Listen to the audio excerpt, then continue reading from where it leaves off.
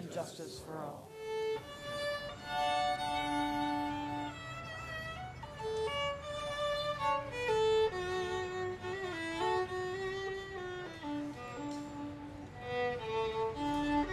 Things I'm going to say are for the people of Chautauqua County and all their phone calls and emails that I've received. And it is for us. We state that the reason for selling the county home is because it is losing money, and it increases our property taxes by a whopping $1 million. However, to cite an amount of money, a large amount of money, without context doesn't make it understandable. Our property tax revenue is about $62 million. So $1 million is about 2% of the property tax. If you add in the sales tax revenue, the cost of the county home is even less. So it's not really that big of a number.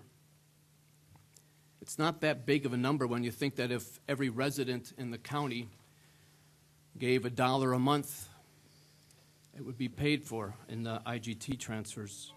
Or it's not so big a number if you ask each of the 54,000 citizens of this county who have a job to pay $10 twice a year. That too would cover the $1 million for the IGT. So the cost of affordability is not really a reason or an honest reason for selling our county home.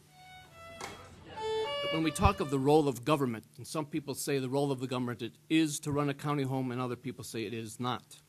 But in this argument, there's a mistake being made about what we think government is.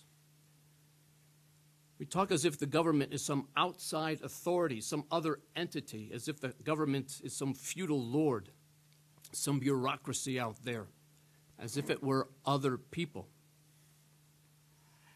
However, the government in our country is a government of we the people. And in order to provide for the common welfare, we work together to take care of one another.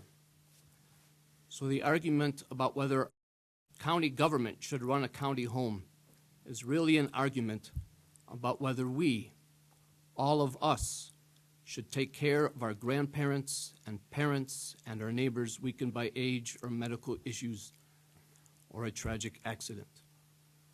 Is it our role to take care of our neighbor? That is what we vote on this evening. And every once in a while you'll read a report that says it costs this much money to raise a kid to the age of 18. The last one I saw said it cost $183,000.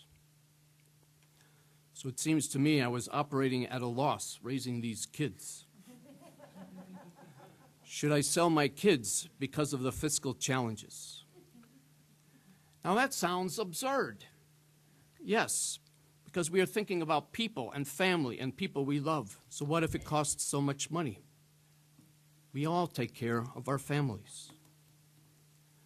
So in that example, we think in terms of love and children and family. Money is not the basis on which decisions are made. So why do we change the argument when we're talking about our parents and grandparents from love to $1 million? When we make this decision about the county nursing home, we cannot make it based on simply that we're losing $1 million. That is to leave out people and love. It makes us inhuman.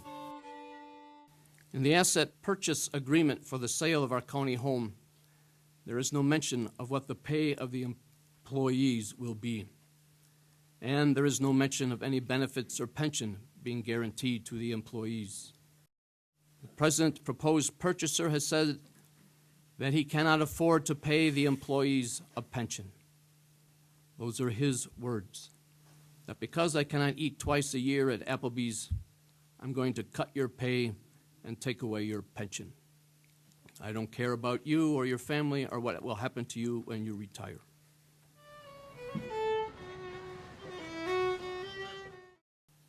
As the legislators who are to take care of the common welfare of our people, the sale of our county home goes against our care for one another.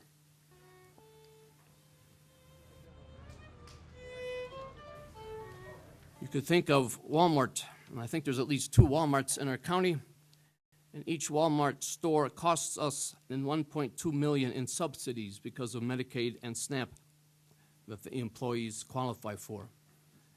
We could get that $1 billion to fund IGT fund simply by cutting that cost and making that company pay living wages. So simply the fact that there is no wage guarantee and no pensions, that alone is reason enough not to sell the county home. Now take a walk down the wide, sunny hallways of our county nursing home and meet the people we take care of. Note that we take care of them, and we take care of them out of love. Come see as we walk along a couple of women in wheelchairs, or look into a resident's room and see a man lying in bed taking a nap. When there is a couple and one spouse goes into the county home and their combined income is less than $2,800 a month, Medicaid then becomes the only pay to the county home.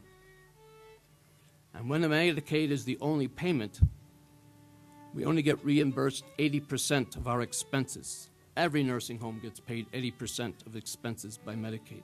So why would any purchaser accept any person whose presence means they won't make a profit? Or look at this other resident who came from the home in Corey because they could not keep him. He had a psychotic break. To manage his care, a CNA, a certified nursing assistant, had to be with him 24 hours a day. So that is 3 CNAs working full-time each day, $300 a day to take care of him.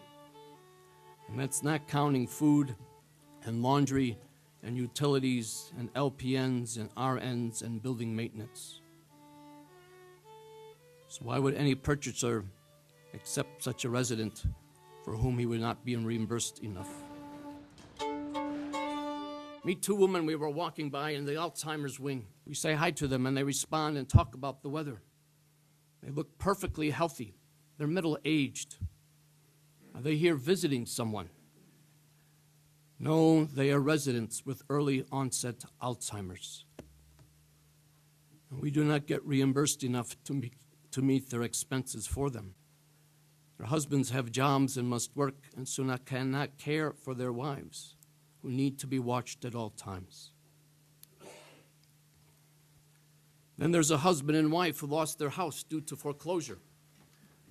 They lost it to foreclosure because they had a slight dementia and so forgot to pay their mortgage. So now they are in our county home, costing us more than we are reimbursed. Why would any purchaser accept such a resident? Further down the hallway, we meet another woman. She gets no Social Security because she did not work enough quarters to qualify for it. I don't know why she didn't qualify or work enough quarters, but perhaps she took care of kids, her husband earned enough, but he died before he retired and she had to work. Then she got some medical issue, and now only Medicaid pays for her care. There is a Native American being cared for in a nursing home.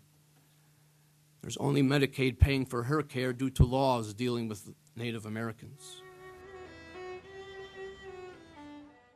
It would cost more to care for than the reimbursement rate. Why would any purchaser accept such a resident? Some residents have managed care insurance.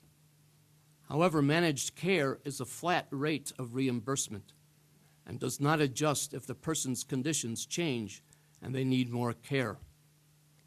And they too eventually end up costing us more than we are reimbursed.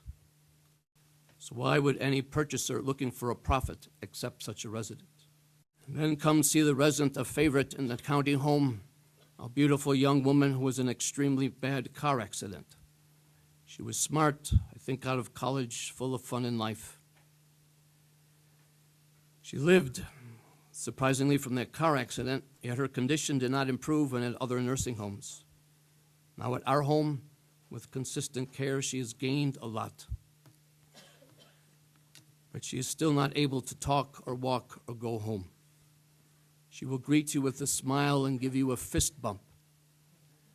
And she costs a whole lot more to care for than we are reimbursed. Why would any purchaser accept such a resident who would cost more to care for than the reimbursement rate? Now, those people that we have been introduced to are our parents, our grandparents, our neighbors, our wives.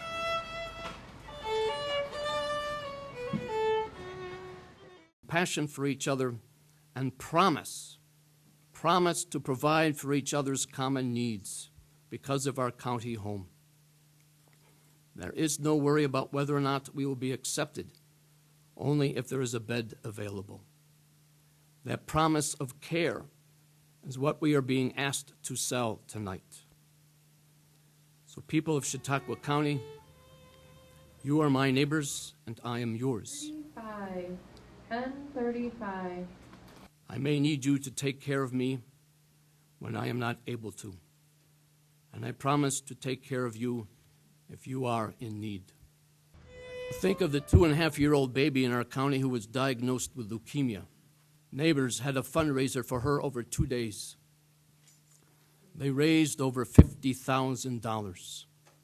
That is what neighbors do. I will join them and so vote no on the sale of our county home, our promise of care to one another. Thank you. Thank you.